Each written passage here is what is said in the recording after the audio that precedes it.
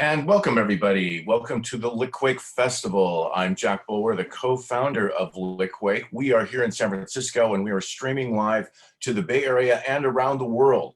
This is our 21st festival and our first virtual one.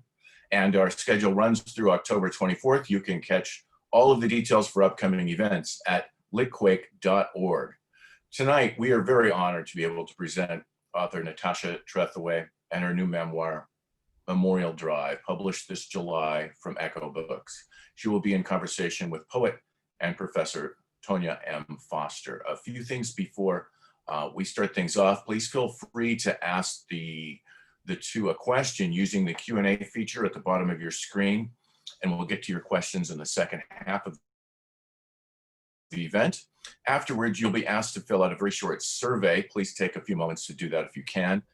It helps us learn more about you and what you're interested in, and how we can get financing to continue doing this. Don't forget to follow us on Facebook, Twitter, and Instagram for the latest updates. And you can also support Natasha and Tonya tonight by buying their books. That is why they write them. Buy their books. Please buy their books at the Museum of the African Diaspora's online bookstore, which is located at moadsf.org, and we'll also put those links in the Q&A section below. We also ask for your support of the Litquake organization to allow us to continue these events. This is a free festival. There's no other way we could have done it. 16 days, here it is. So if you believe in keeping literature a key component of San Francisco's cultural landscape, please consider dropping us a few dollars. Every bit helps. We accept donations on Venmo at Litquake, on PayPal at info@litquake.org, or you can go directly to our website and donate there at litquake.org. So let's get on with the show. We are so excited to partner with our good friends at Museum of the African Diaspora tonight. We've worked with them for years, and we were in the works to do this event for quite a while, and we're so happy that it's coming to fruition tonight. So to take you through the rest of the evening, from MOAD, please welcome Elizabeth Gessel. Good evening, everyone. My name's Elizabeth, and I'm the Director of Public Programs at Museum of the African Diaspora in San Francisco. MOAD is a contemporary art museum, and our exhibitions and programming inspire learning through the global lens of the African diaspora. MOAD stands in solidarity with Black Lives Matter. We honor and mourn the senseless murders of George Floyd, Ahmaud Arbery, Breonna Taylor, Tony McDade, Daniel Prude, and Jonathan Price. We grieve for so many others who have lost their lives at the hands of police brutality and racial injustice, including those whose names we do not know. As this list continues to grow, MOAD will continue to say their names, as our commitment to honoring the victims and to attaining true racial justice is unwavering. As many of us are settlers, immigrants, or descendants of those forcefully brought to this continent, our institutions were founded upon exclusions and erasures of the indigenous peoples on whose land we are located. With deep respect, MOAD acknowledges that even in virtual space, we reside on unceded native lands, and thank the indigenous people of the Bay Area who have stewarded this land throughout the generations. Tonight, MOAD is thrilled to be partnering with Litquake to present this conversation between Natasha Trethewey and Tonya Foster. We want to acknowledge the generous support from poets and writers for this program. And as both of these fabulous writers have extensive bios on the MOAD and Litquake websites, I want to briefly introduce them to allow more time for conversation. So there are lots of things to say, but I'm just going to say Natasha Trethewey served 2 terms as the 19th Poet Laureate of the United States from 2012 to 2014. Among her many honors, she won the Pulitzer Prize for her 2006 poetry collection, Native Guard, and was selected by Rita Dove as the winner of the inaugural Cave Canem Poetry Prize for the best first book by an African-American poet for her 2000 collection, Domestic Work. She is currently the Board of Trustees Professor of English in the Weinberg College of Arts and Sciences at Northwest University. Poet and essayist and educator, Tonya M. Foster is the author of many works, including A Swarm of Bees in High Court. She was the poet in residence here at MOAD and holds the George and Judy Marcus Endowed Chair in Poetry at San Francisco State University. She was raised in New Orleans, and her family goes generations back in Louisiana. So please join MOAD and Litquake in welcoming Natasha Trethewey and Tonya Foster.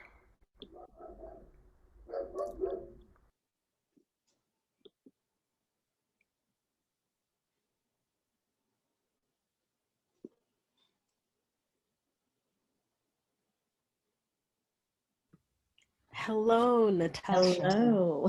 Hello, fellow Southerner. I did not know that you were from New Orleans. I'm from New Orleans, yeah. Although That's I don't nice. have New Orleans in my mouth.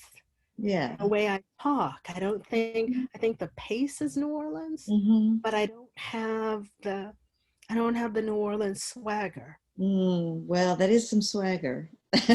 I would say way more than Gulfport. I don't know. Do you know Gulfport, which is my hometown, about an hour away from New Orleans? I don't know Gulfport, but I want to know Gulfport, one, after reading you, and also after hearing a Detroit poet said to me that Chicago is the Mississippi up north.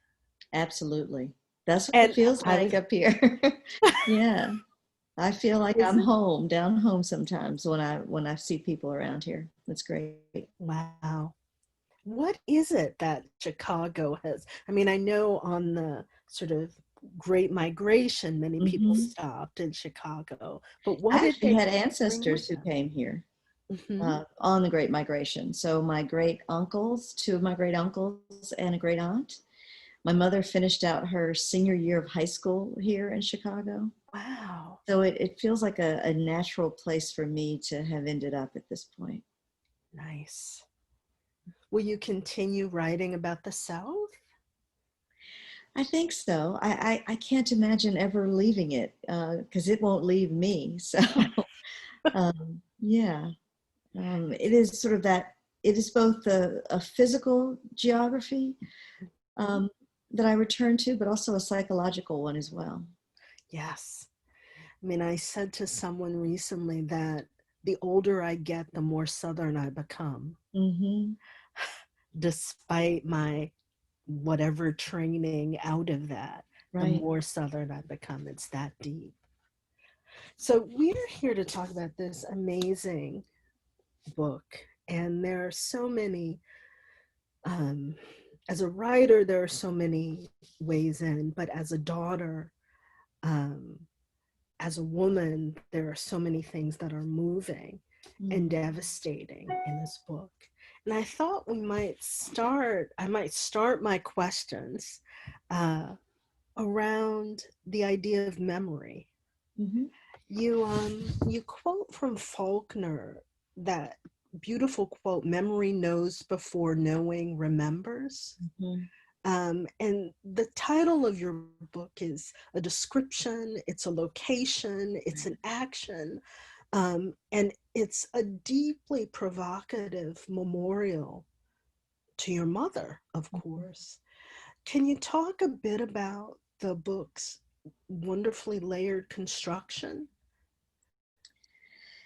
Yeah, that I think that that was one of the hardest things to ultimately figure out, and that's why when you asked me in the green room how long it took, and one of the things I said was it took a long time because I was resisting doing the kind of memory work that I needed to do to get into it, and so I think trying to do that memory work at the same time as trying to figure out what the story was, which has everything to do with the structure, what the structure has to be.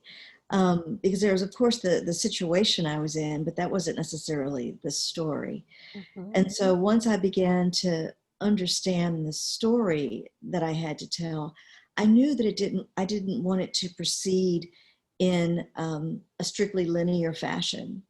I didn't want to, start in the past and arrive at the moment of her death. I knew I wanted to circle back. I wanted to keep looping back towards certain motifs and certain moments.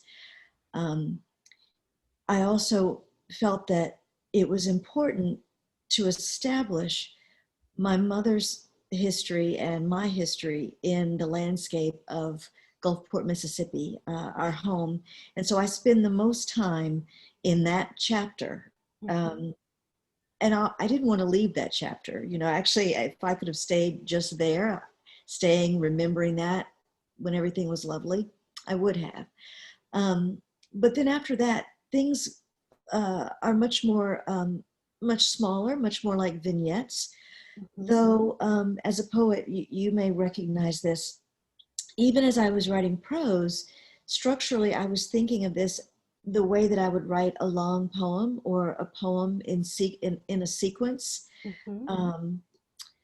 I wanted that same kind of lyricism as well as that that poetic structure that would allow me to breathe, stop, and start again in each, as if beginning with a new fragment of memory.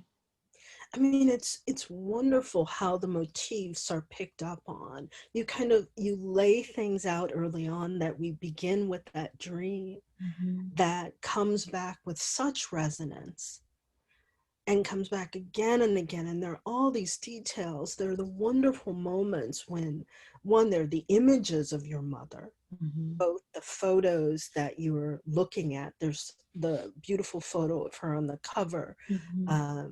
There's that sort of the image of her that you paint in your memory. Then there are the images of her that come through her own testimony, her own writing. And so it's this it almost becomes palimpsestic, that the layering. That's a great word for it. It's gorgeous. Thank you. I think one of the things I wondered about is, and this is a question that I haven't quite fleshed out yet. Okay. But you track memory as a wound and as a scar, and sometimes as a kind of birthmark. Will you speak a bit about the differences and similarities between the wound and the birthmark? Oh, yeah. Wow. That's a really good question. And you almost read my mind, because I was thinking about, I'm going to wind my way to that, I promise. I was thinking about when you were talking about how I have to set up so much in that first chapter that reemerges later on. One of those things is both birthmark and wound. They're my own, obviously, but also my mother's. And so there's this layering of those. So there's a moment in that first chapter where I'm describing watching my mother at her toilette, putting up her hair, and she has this curl at the nape of her neck, that little hollow right there at the nape of her neck. And I think I say something like, you know, as if no amount of armor could shield such a vulnerable spot. Yeah. So beneath that curl of hair, my mother has had a birthmark, a red birthmark that I also talk about in that chapter, that her father's mother believed that she passed on to all of their descendants, and wanted to know if indeed my mother was her granddaughter and had it, and my mother did. And so it is both this birthmark that connects her to her lineage, but it is also like in mythology, you know, I talk a lot about mythology, setting that up. It's also like Achilles' heel. It is the place that, you know, when Achilles was dipped and the mother held onto the heel, and that heel never got dipped in, you know, the stuff that would give him, prevent him from dying, from being wounded. Later on, it is indeed when I am describing my mother's death, after the transcripts, that little paragraph where you know that from the autopsy that one of the bullets entered her head and lodged right there behind that blood red birthmark. So it became also a wound for her. I begin in the prologue talking about my own birthmark,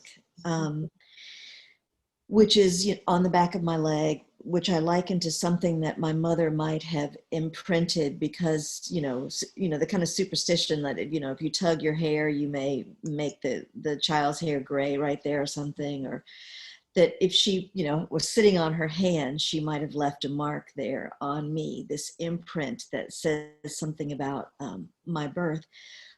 But it also, I think, because it connects me to thinking about her in that moment, anticipating my arrival, it suggests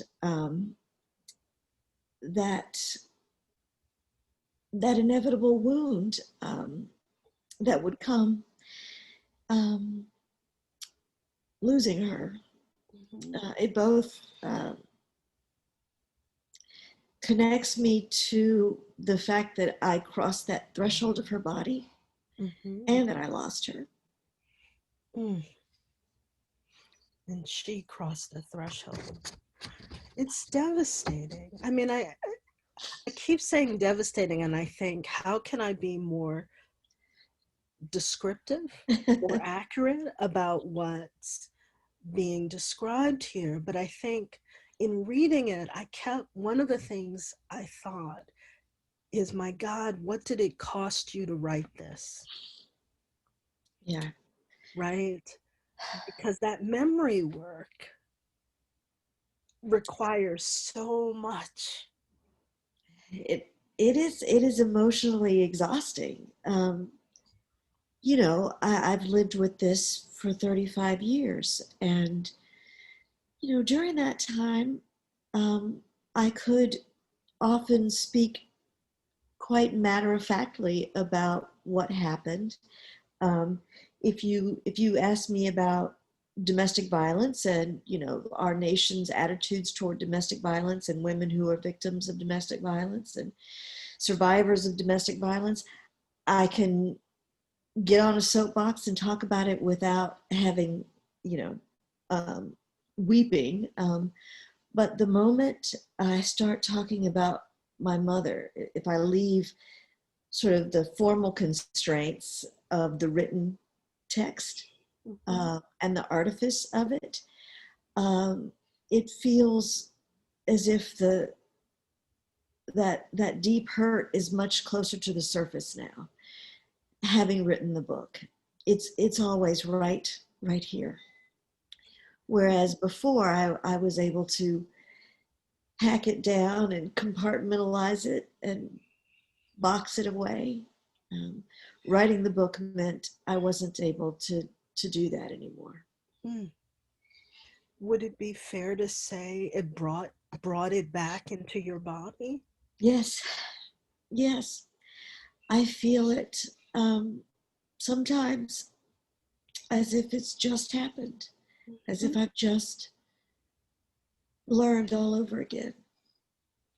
Well, there's something tremendously present about that ability and that willingness to take us with you, because there is that sharing your mother's testimony with us, that one doesn't walk away unchanged, right? And that you're changed by her presence in those texts, that way that she asserts, here's what's happening, here's what you need to know about me, and that it's a kind of testimony of her living.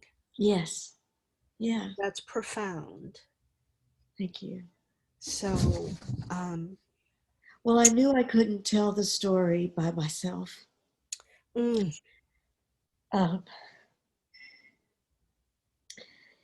Because it would be easy for me to try to tell you some of those things you just said about her, that how strong and resilient she was, how full of life she was. And I think it would just sound like a daughter, you know, who adored her mother, telling you that. I wanted readers to see that for themselves. We To do. actually hear her voice. It's incredible. I think of there's this long-winded question I compose. Good. It might give me time to compose myself.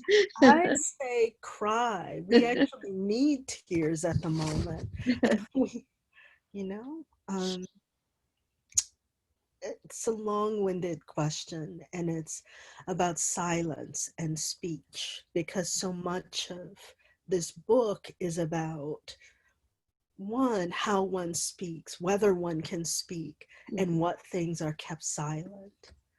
And so there's the quote everyone knows from Audre Lorde's The Cancer Journals. My silence had not protected me. Your silence will not protect you.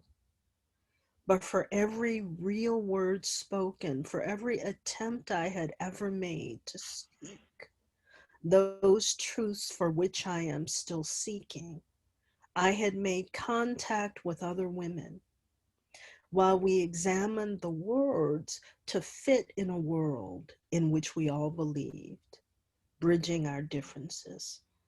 So there's much a memorial drive about silence and speech. In a dream, your mother says, do you know what it means to have a wound that never heals? Will you talk with us about the speech of the poet, what function it may serve, the speech of your mother, which is repeatedly abrogated by time, by technology, and the speech of your father, which steeps you in the language of metaphor and story, and the daughter's speech, which is the speech of Persephone and of Eurydice, and the speech of Memorial Drive. That was a lovely question. I think the question sounds smarter than any answer I may be able to give you.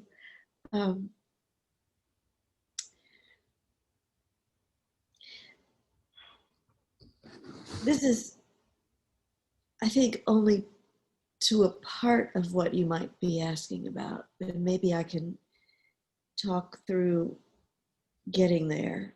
When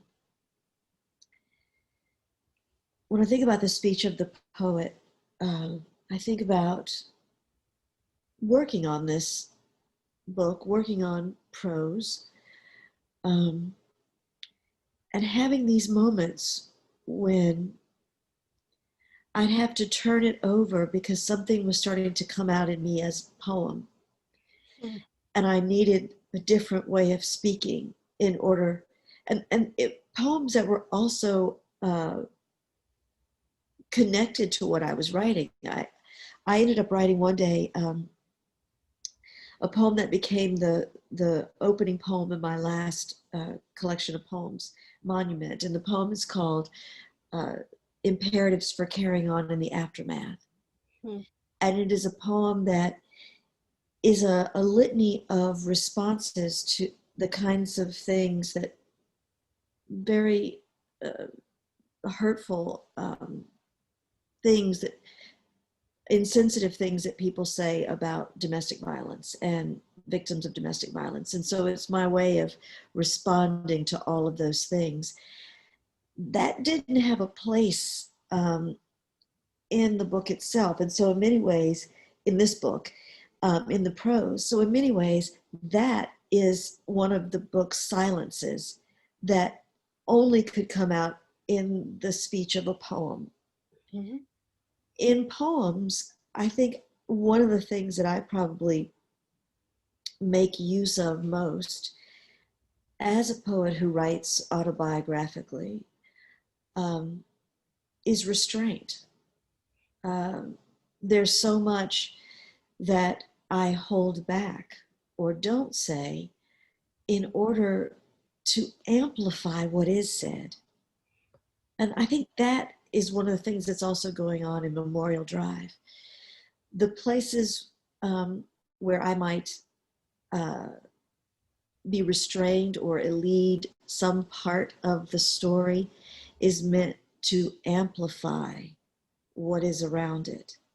Sometimes I think the silence, the structural silence, now I'm talking about something different, obviously, because than those important words of Audre Lorde's. I'm not talking about the original silence of not telling my mother what was happening, or the silence of trying to erase my own recollection of this part of my life. I don't mean that silence. I mean the silence that is necessary, I think, and I'll say this word again, to amplify something else. Mm-hmm.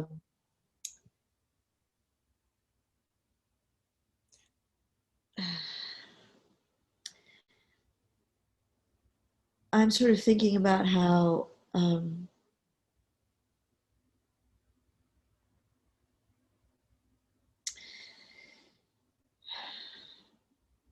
the spaces between what is said and not, I think, can be loud and incendiary.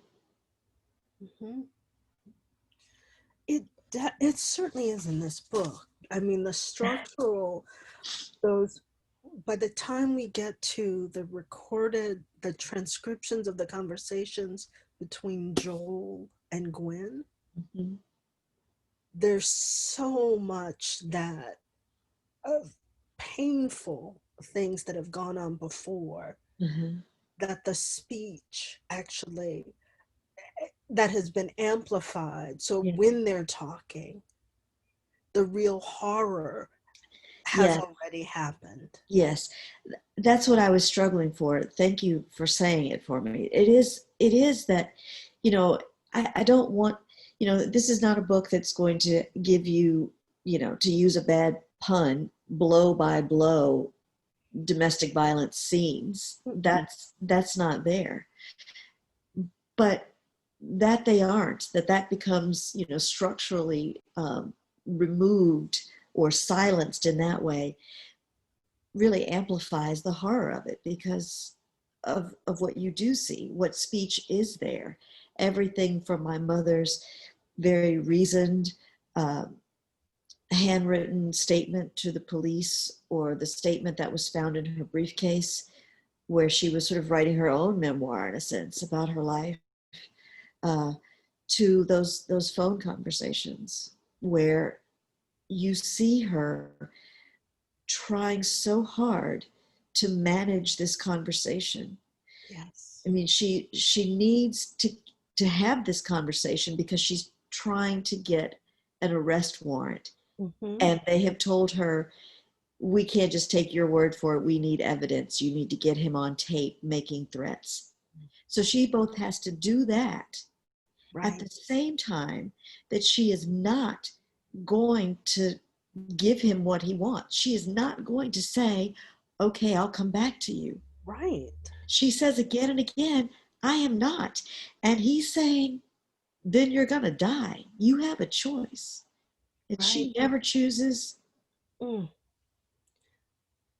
I mean, and that's why it's so, there's that moment when you describe your mother saying, like, you've had a good day at school, you have all these wonderful things, and she says she will do whatever she wants. Yeah.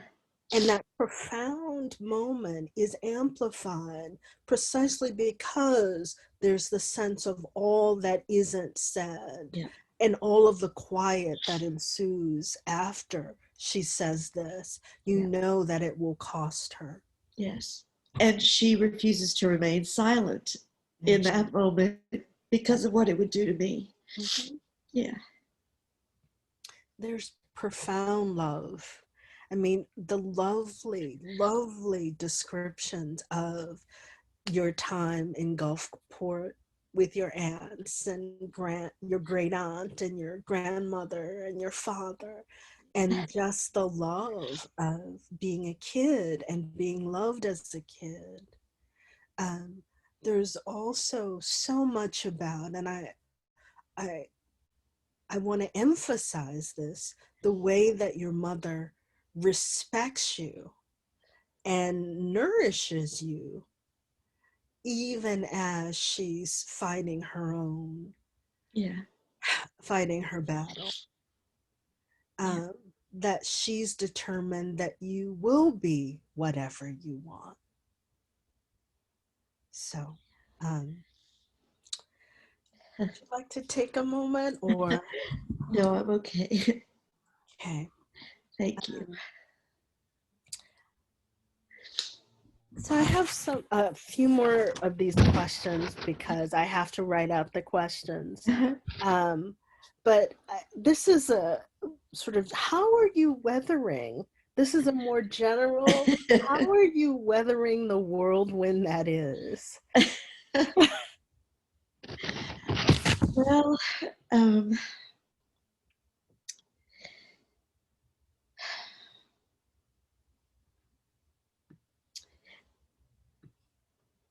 I think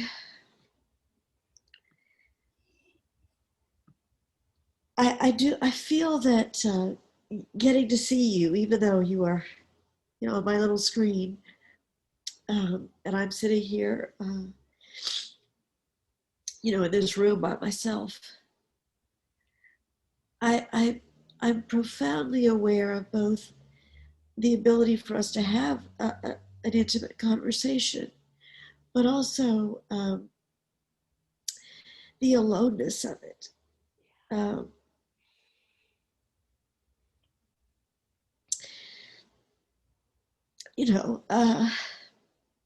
How different it would be if we were having the same intimate moment in a room full of people who would share it with us.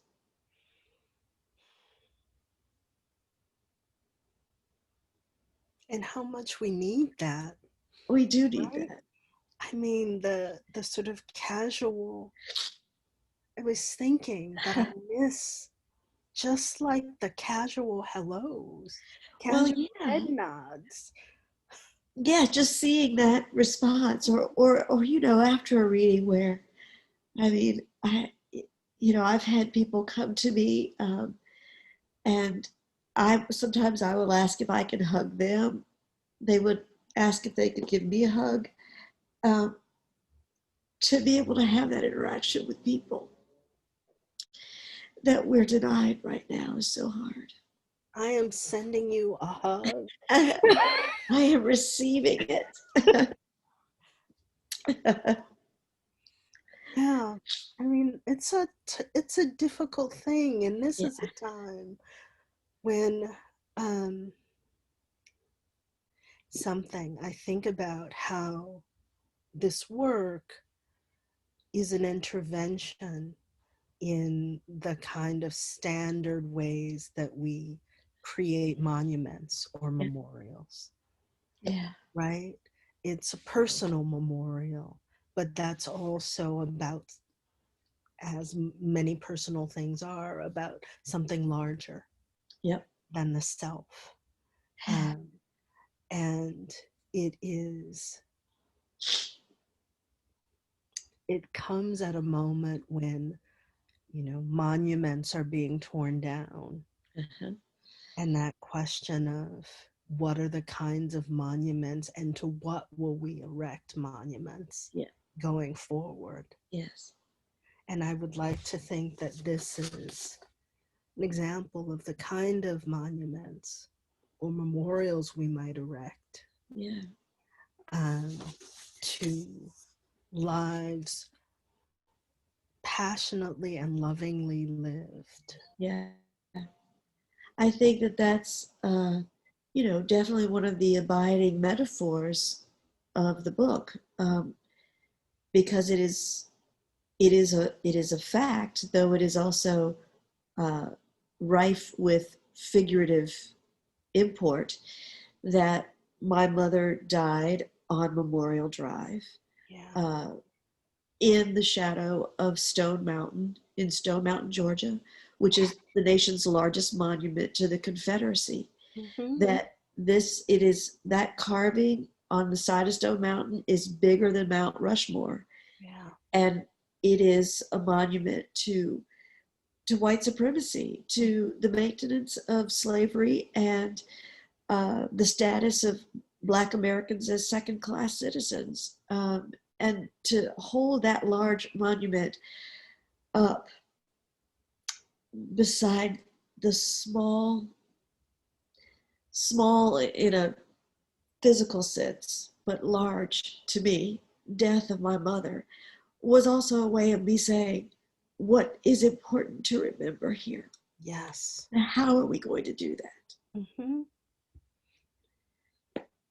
And It's as if I could write over the side of that mountain my mother's name. that's right. And it needs to be written over it. I mean, the name, I think your mother's name, George Floyd's name, Breonna Taylor's name, that these names Yeah. need to be written over that monument, definitely. Yep. I mean, it makes me, I was thinking about mourning.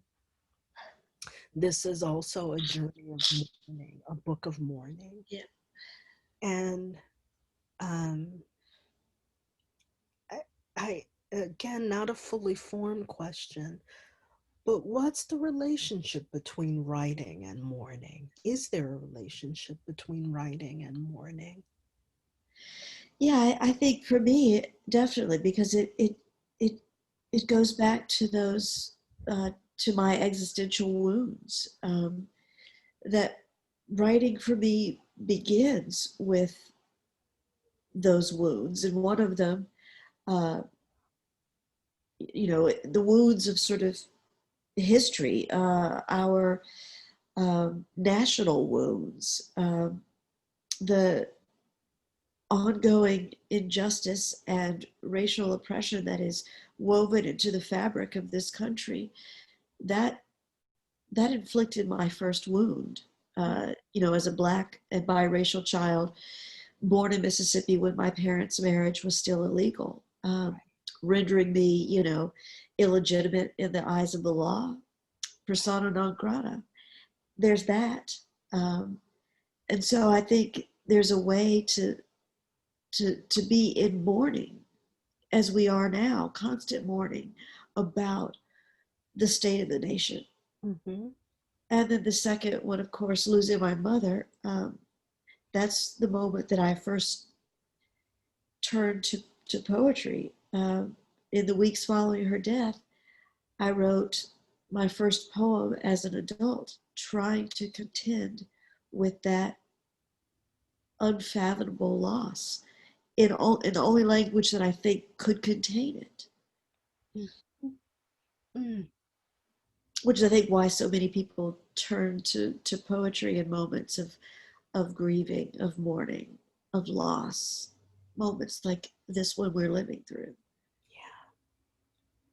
There's something when you describe your father telling you stories, describing the world in terms of stories and metaphors, and your mother as more direct, more like, let's be plain spoken, who has time for this. Yes. Um, Which I think was a way of being safe. mm-hmm. Yeah. And so how does one find, because I think that you do find, I don't know if it's safety, but sanctity in metaphors. Yes. That I think is evident in your work, it's evident in this work. Well, I think it is about understanding figurative values and how they work, Mm-hmm. so that, to quote Robert Frost, with a slight revision, so that you can be safe in history and you can be safe in science. If you understand that all thinking is metaphorical, Right. and the way that we use metaphors to not only describe our experience, but it actually helps. It enforces a kind of experience onto us. So, if I were to have absorbed the metaphorical language meant to name me, for example, as a Black and biracial child, that could have been a destructive force. Right. To mulatto, names like that, as opposed to understanding, as I talk about the sight gag of me sitting on a mule in Mexico, Right. this is a way of not simply allowing oneself to be controlled by the names that folks are going to name you. Because they will call you out of your They name. will call you out of your name. Yes. Yeah. Oh, that's beautiful. Wow. I mean, I have more questions, but I think that I have one weird question. Uh-huh. What's your favorite Scotch? I heard you're a Scotch drinker. Well, actually, bourbon. I'm a good Mississippian, so conceived in Kentucky and born in Mississippi. All So right. definitely bourbon. Nice. Well, I hope that we can sit over a bourbon sometime. That would be great. More. I think we're going to open it for questions. Okay. Is that for a Q&A? That sounds good. Natasha, do you want to read from the book, or should we go straight into Oh, of course. Well, I could read just since it's almost quarter till, I could just read the opening dream, unless Tonya, you had a different place you wanted me to read from. Well, there were so many passages, so I say go with the opening dream. Okay, all right. So this is the very first page of Memorial Drive. 3 weeks after my mother is dead, I dream of her. We walk a rutted path, an oval track around which we are making our slow revolution. Side by side, so close our shoulders nearly touch, neither of us speaking, both of us in our traces. Though I know she is dead, I have a sense of contentment, as if she's only gone someplace else to which I journeyed to meet her. The world around us is dim, a backdrop of shadows out of which now a man comes. Even in the dream, I know what he has done, and yet I smile, lifting my hand and speaking a greeting as he passes. It's then that my mother turns to me, then that I see it. A hole the size of a quarter in the center of her forehead. From it comes a light so bright, so piercing, that I suffer the kind of momentary blindness brought on by staring at the sun, her face nothing but light ringed in darkness when she speaks. Do you know what it means to have a wound that never heals? I know I'm not meant to answer, and so we walk on as before, rounding the path until we meet him again. This time, he's come to finish what he started. Holding a gun, he is aiming at her head. This time, I think I can save her. Is it enough to throw myself in the bullet's path? Shout, no! I wake to that single word, my own voice wrenching me from sleep.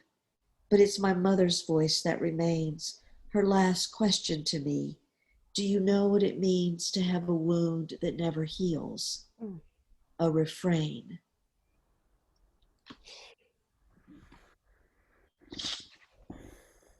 Thank you. Thank you. Thank you. I'm going to go into the questions that the audience has asked. The first one says, I truly admire your courage in birthing this book. How was it possible without a midwife? Oh, there's a story that I tell in the book about my grandmother giving birth to my mother in New Orleans. She started giving birth before a neighbor could call for help. Before a midwife or a doctor could get there, my grandmother gave birth to my mother. And for half an hour, they lay there side by side with the cord still joining them. That's how. Mm. The next question says, as a fellow writer and an admirer of your poetry, I ask, what prompted you to write this poignant, tragic memoir now? Well, mostly that the more recognition that I received as a poet, the more I was written about. And my backstory was part of what was being written about me. And in my backstory, my mother was always mentioned as only an afterthought. This small footnote of victim or murdered woman. And I felt that she was being erased. I felt that the world was not understanding the extent to which my mother made me the writer and the person that I am. And I decided that I needed to tell that story to place her in her proper perspective as the person who made me. That's beautiful. So two questions are sort of about the same thing. You've written about the loss of your mother through poetry for some time. Could you speak to your motivations for returning to the story through prose? And the other question on the similar front, just asking about the challenges that you faced moving from poetry to prose. Well, you know, my poems were certainly about, for the most part, in native Guard, when I wrote a good deal about my mother. They were more about my grief. They were elegiac in nature, and they didn't really delve into how I came to lose my mother, and other issues that are connected to that. So this book is a very different way of contending with that loss, because it is also about the journey I took toward becoming a writer. My poems don't deal with that, but this is a memoir that kind of explains, I think, the intersection between these great wounds of mine and how they made me a writer. I mean, one of the other things that I write about toward the end of the book is the idea of duende, Lorca's idea that in trying to heal the wound that never heals lies the strangeness, the thing that can make an artist's work more than simply technically accomplished or beautiful, but an awareness of death that makes it so much more than that. When in that first dream I had after my mother died, she says to me, "Do you know what it means to have a wound that never heals?" It was as if, and if you subscribe to dream theory that the dreamer is every character in the dream, that it was my way of saying to myself, do you know what it means to have a wound that never heals? The very thing that might make you an artist, even though I'm pretty sure I had not read Lorca at the time. It was as if in that dream, my mother and I were giving myself permission.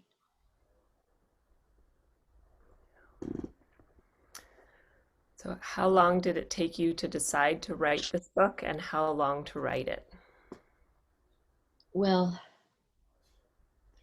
I guess it didn't take very long to decide to write it, because I decided in the aftermath of winning the Pulitzer and around the time that I was appointed Poet Laureate in 2012. So from 2007 to 2012, which is when, my own sort of growing reputation, those years are when I decided that I needed to write the book. And so I announced in 2012 that I was going to write it, and it took me 7 years to write it. One of our guests says, I was born in Gulfport and raised in Chicago. I appreciated so much learning about Gulfport from such a gifted writer. Why was it important to tell so much about Gulfport? Well, because I think I needed to. Thank you for that. And I love that I was born in Gulfport and now live in Chicago. I felt that it was really important to establish, for my mother's personal history and my own, that particular geography, which is both, a psychological geography as well as a physical geography, that had so much to do with shaping my early experience. I think that not only that place, but the people there, and the love that I felt from my mother's extended family and my father there, also contributed to the armor that I would have that allowed me to survive when we left it and went to Atlanta. Writing it, I think I said this to Tonya earlier, that I could have stayed in that chapter forever because it was such a happy time. And to leave that place meant to leave that time frame. And I had to enter the difficult years that I've been trying so hard to forget. So we have a couple of messages that aren't questions, but I'd like to read them to you just to give you a sense of the audience.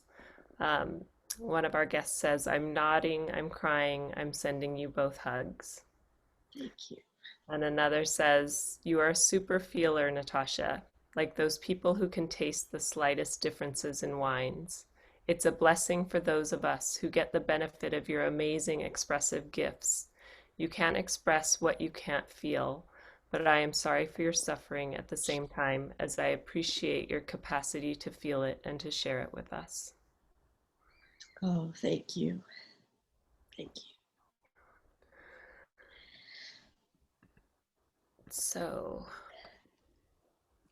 we also have another guest who says, Tonya, you are a sensitive discussant, and Natasha, I feel honored to be witnessing your forthright emotion. Thank you. Tonya is fantastic. Thank you. Such thoughtful, beautiful questions. Such amazing work. I mean, yeah. Honestly, I felt kind of speechless about it, and there are still questions I have. I think, so what was the memory work? How'd you do that memory work? How many drafts? What's the? It's incredible. Do you ever find that when you're writing, because I worried about this, I worried that because I'd spent all those years trying to forget, it would be hard to remember, that I would have lost so much. But sometimes just the act of writing brought back memories that I hadn't thought of in years. And one of the most vivid moment of that coming back to me in the process of writing had to do with New Orleans. Writing about riding the streetcar with my mother. I don't write about this, but I'm rubbing my finger now that I'm saying it, because one of the days we were riding the streetcar, as I describe in the book, I put my hand in the window, and she didn't know my hand was in the window, and she was trying to close it, and so it came down on this finger, and I had a scar that was there for a very long time. It's sort of disappeared now, but I know that it's underneath there. But trying to write that part about New Orleans, and going downtown to shop for clothes, to shop for patterns, to look at clothes and then buy patterns and fabric. of a sudden from my pen, the names of New Orleans department stores that I had thought of, Godchaw's, Maison Blanche and D.H. Holmes just came out. And I thought, oh, I'm getting some memory back. Wow. Now, I was very impressed with the names of the New Orleans department stores and the shopping for patterns and the description of pinning the patterns and the pictures. That's the kind of stuff that once that window was opened, I could just step through and begin to see all those things again. It's beautiful. Thank you. So I guess in some ways, as hard as it was to remember so much that I wanted to forget, I did get back things that I had lost for a long time that were good. Maybe you carried them in the way that you needed to. Yes. Right. They're like at the back of the closet. Right. Just waiting. Just waiting. Get pulled out. Yeah.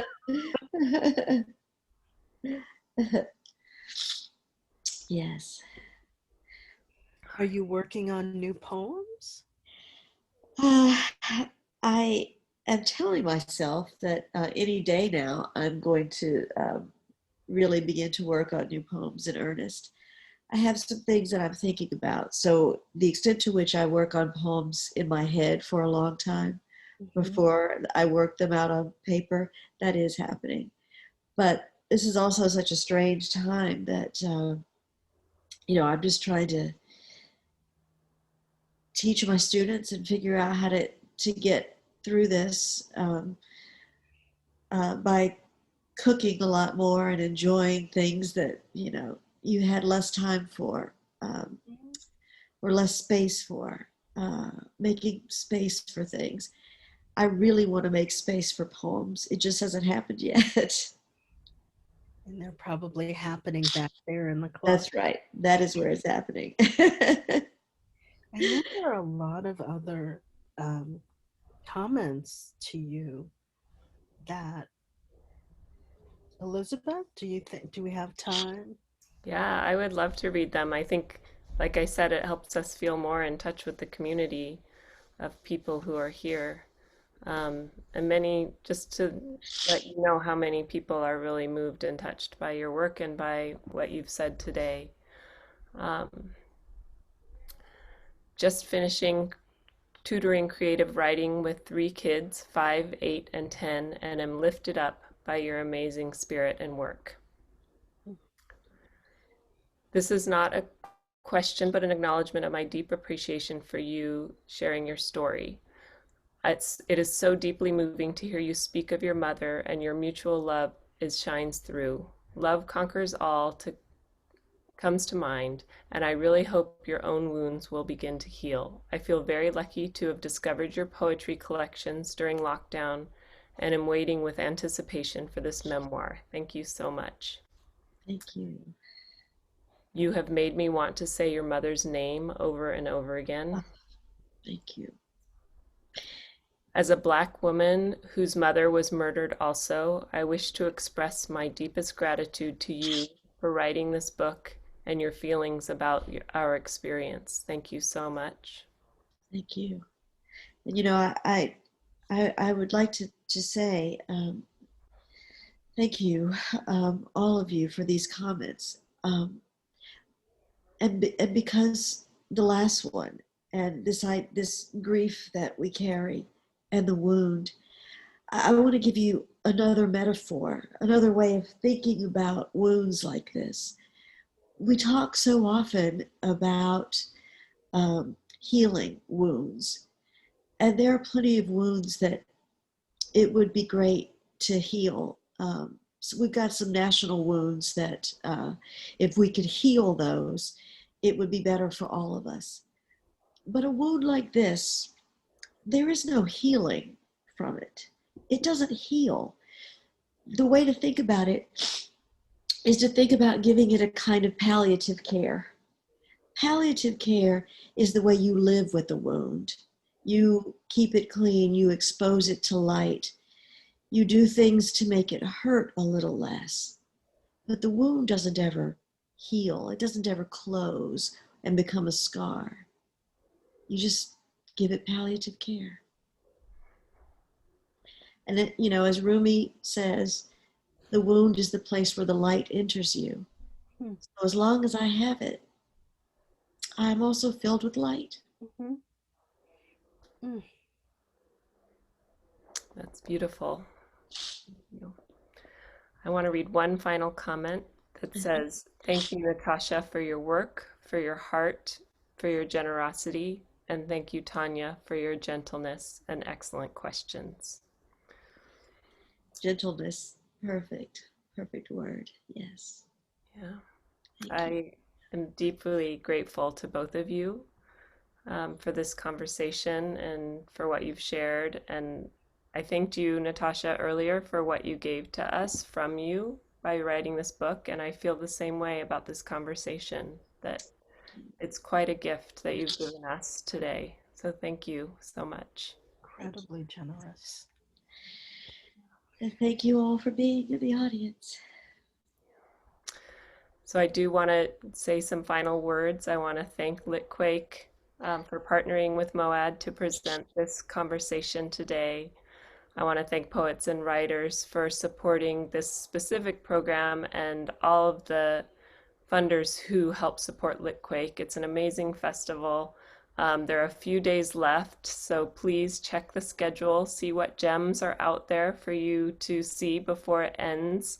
And there's going to be a 12-hour marathon on the last day. So we talked about just putting it on your screen and having it there all day long to come in and out of during your day, or you could just sit in front of it for 12 hours if you have that kind of attention and energy. I do want to mention a program that I'm very excited about. It's our next Litquake partnership. It's going to be on Friday, November 13th at 12 noon, and it will be a conversation with Claudia Rankin about her wonderful new book, Just Us, An American Conversation. So please check that out on MOAD and Litquake's websites and join us for future programming. Thank you all so much.